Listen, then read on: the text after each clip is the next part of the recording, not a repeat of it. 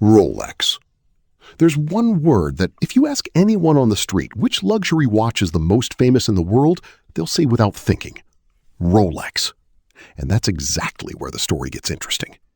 In 1905, a young German named Hans Wilsdorf had an idea the entire industry considered impossible, putting the precision of a pocket watch on a wrist. Literally everyone laughed. Too much movement, too much dust, too much wrist. Impossible. He did it anyway. Rolex was founded in London, moved to Switzerland a few years later, and built its reputation on something nobody in fine watchmaking valued at the time: industrial robustness. Not delicate complications, not hand-engraved cases. Own movements, cases and bracelets produced at scale, but controlled like laboratory components. When you wear a Rolex, it feels like a small vault on your wrist. Screw-down crown, solid bracelet, legible dial. Everything designed to last decades, not to impress. Today, Rolex is part of what the market calls the Big Four, alongside Patek Philippe, Audemars Piguet, and Richard Mille, controlling nearly half of the entire Swiss luxury industry. The watch you see on a billboard plays in the same league as the most exclusive brands on the planet. It always did. Patek Philippe. But walk into a room of serious collectors and ask who's really at the top. Rolex will rarely come up. Patek Philippe was founded in Geneva in 1839. While Rolex didn't exist as an idea yet, Patek was already building watches that European nobility passed down as family heirlooms, not fashion accessories. The identity of the brand is perpetual calendars, rattrapante chronographs, minute repeaters, complications that don't exist to show you have money. They exist to show you understand watchmaking. There's a difference. Here's what almost nobody knows. Despite the aristocratic aura, the impossible wait lists, the auction records approaching $30 million for a single piece, Patek Philippe is still a family company. A family company at the highest level of luxury on the planet. That means nobody answers to shareholders. Nobody needs to grow quarter over quarter. They can simply make the right watch, take however long it needs. A Patek on your wrist is the opposite of a shout. Thin case, clean dial, discreet bracelet. The kind of luxury that only people who know can read from across the room. And that's exactly the point. Audemars Piguet. The quartz crisis is destroying Swiss watchmaking. Cheap, accurate Japanese watches are swallowing the market. And that's exactly when Audemars Piguet decided to do the most illogical thing possible. Founded in 1875 by Jules Louis Audemars and Edward Auguste Piguet, deep in the Vallée de Joux, AP was a respected but quiet house. Until they called a designer named Gerald Genta and asked for a sports watch. In steel. Steel, not gold, not platinum, steel. The Royal Oak launched at a higher price than many gold watches of the era. A sports watch in steel with exposed screws on the octagonal bezel, in an age when luxury meant precious metal and jeweler-level finishing. When it was unveiled, it was received as heresy. Today, it's the model that carries much of the brand's revenue. What Genta did was invent an entire category, the luxury sports watch. The logic that gold means luxury and steel means simple died with that launch. And every luxury sports watch that exists today, the Nautilus, the Overseas, all of them, owes something to the Royal Oak. Wear an AP and you feel brutalist architecture on your wrist. Chamfered surfaces, polished and brushed alternating, an integrated bracelet that moves like an articulated jewel. The miscalculation that saved a brand and redefined an entire industry. Cartier. Here's a twist that sounds simple but isn't. Cartier is not a watch brand that also makes jewelry. It's a jewelry house that, through a historical accident, created one of the most important pillars in the history of the wristwatch. The house was founded in Paris in 1847 by Louis-François Cartier. Decades later, a client made an unusual request. Alberto Santos Dumont, a Brazilian aviator, needed a watch he could read while flying, without taking his hands off the controls, without reaching into his pocket. The result was the Santos, one of the first modern wristwatches in history, with a square case, side crown, and leather strap. Functional, elegant, unmistakably Cartier. A Cartier is about line. Rectangular or square case, Roman numerals, minute track around the dial. a dial that looks drawn in ink by a 19th century Parisian architect. In modern rankings, Cartier sits alongside the greatest names in fine watchmaking, among the brands that concentrate the largest share of Swiss revenue. The beautiful jewelry house is also one of the most powerful technical forces in the industry. It always was. Most people simply never noticed. Vacheron Constantin. If there's one brand that can look at nearly everyone on this list and say, "I was here first," it's Vacheron Constantin. Founded in Geneva in 1755. 1755! The French Revolution hadn't happened yet. The United States didn't exist as a country. Rolex was still 150 years away from being founded. Jean-Marc Vacheron started making watches in Geneva, and the manufacture never stopped. Wars, revolutions, industrial crises, quartz. Vacheron crossed all of it and came out the other side still producing high-level mechanical movements. Together with Patek Philippe and Audemars Piguet, the brand forms what collectors call the holy trinity of Swiss watchmaking. Not through marketing, but through respect accumulated across centuries of continuity. Classical complications, the highest finishing standards, design that tends toward the ultra-elegant, never toward the loud. A Vacheron on your wrist is almost a secret code. Whoever recognizes the model knows they're in the presence of someone who went beyond the obvious and entered the layer of luxury for the initiated. The kind of thing that needs no explanation for those who know and has no explanation for those who don't. The silent grandfather of everything that exists here. Lange Söhne. Now we leave Switzerland. We go to Saxony, East Germany, 1845. Ferdinand Adolf Lange had an explicit ambition to transform Glashütte, a poor region, no industry, no watchmaking history, into a center of fine watchmaking. Alone, almost from nothing.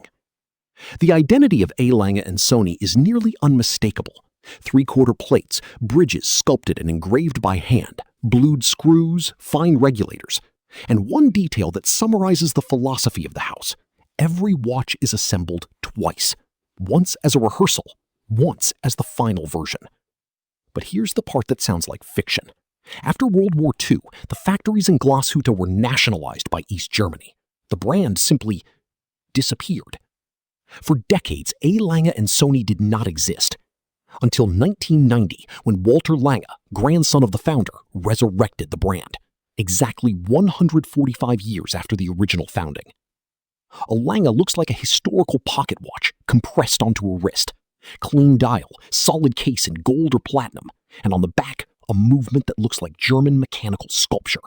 You turn the watch over, and you can't stop looking. Grand Seiko. Seiko, you know. Japanese watch, reliable, accessible, on the shelf at the pharmacy.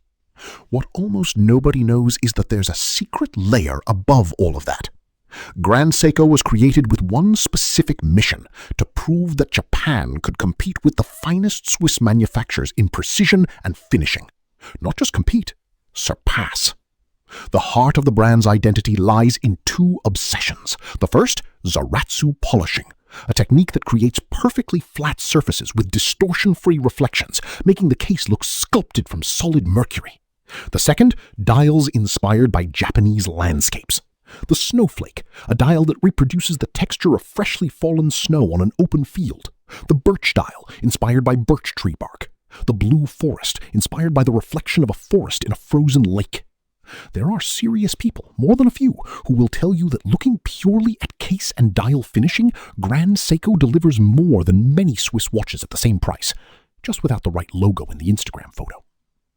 A Grand Seiko looks like a block of light on your wrist, sharp edges that explode in sunlight, dials that feel like they were made by someone who spent months staring out a window during a Japanese winter. The Japanese chef who cooks better than the French, but still works on a street the GPS can't find. Richard Mille. This one looks like it was designed by a Formula One engineer dreaming about the future. Because, in part, it was.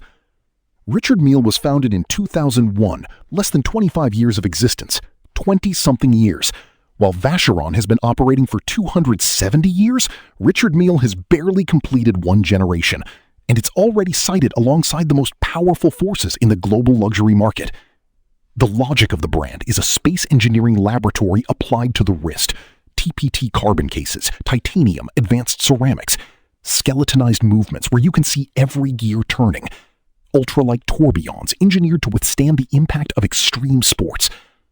The first model, the RM001, took years of development. To prove its resistance at Baselworld, the largest watchmaking fair in the world, they literally dropped the watch on the exhibition floor. It survived. A Richard Mille on your wrist is a VIP pass to a club of very few. Large cases, tonneau shapes, bold colors, fully exposed movement. It's luxury that has no interest in being discreet. It wasn't made to whisper. It was made to shout, but in a language very few understand. The luxury startup that in one generation reached the top of the table. F.P. Journe. Now we enter the territory of names that billionaire collectors whisper. F.P. Journe. Francois-Paul Journe is a French watchmaker who opened his manufacture in Geneva focused on one thing only: real technical innovation. Not marketing, not athlete sponsorship, not Christmas campaigns. Innovation. The watches carry rare mechanical solutions, resonance between two balances, asymmetric dials with layouts that look like technical diagrams transformed into art. Noble materials used in the movement where nobody will ever see them. Fewer than 1,000 watches per year. In some years, considerably fewer. The brand is deliberately famous for avoiding the entire circus of traditional marketing. No celebrity campaigns, no hype collaborations, no limited football editions, which only deepens the aura of a closed club. And F.P. Journe is strangely calm at first glance. It looks simple, but the longer you look, the more you notice the intentional imbalances, offset windows, discrete engravings, asymmetries that seem like mistakes until you understand they are the signature.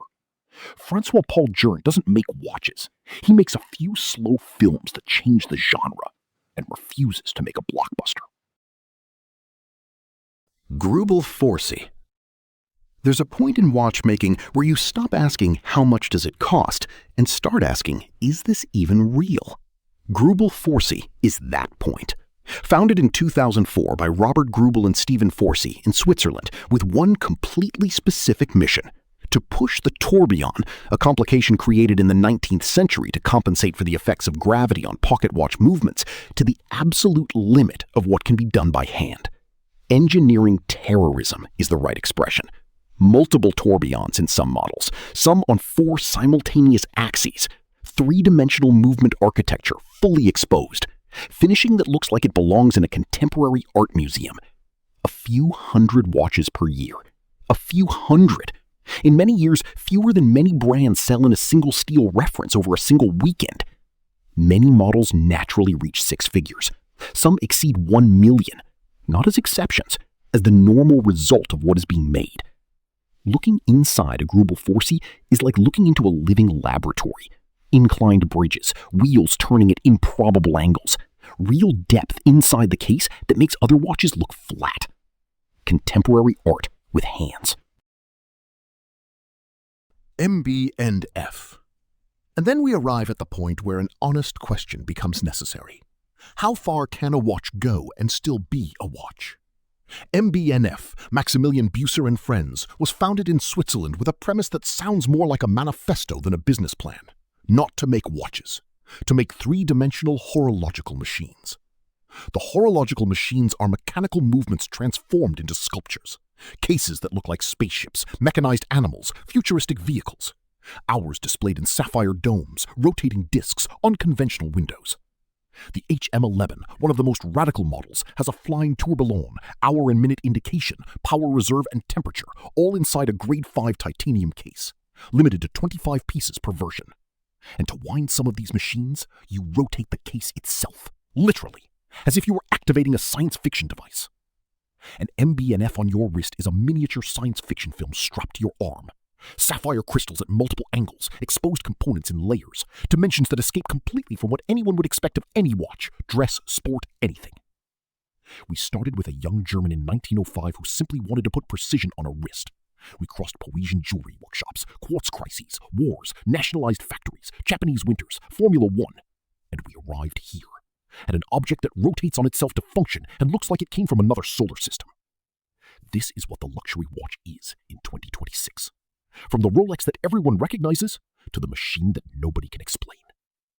And if you want to understand what separates the ones that cost $1,000 from the ones that cost $1 million, not in marketing, but in actual mechanism, the next video goes deep into the most complex complications ever made. Tourbillon, perpetual calendar, minute repeater. What they are, how they work, and why they make the price triple.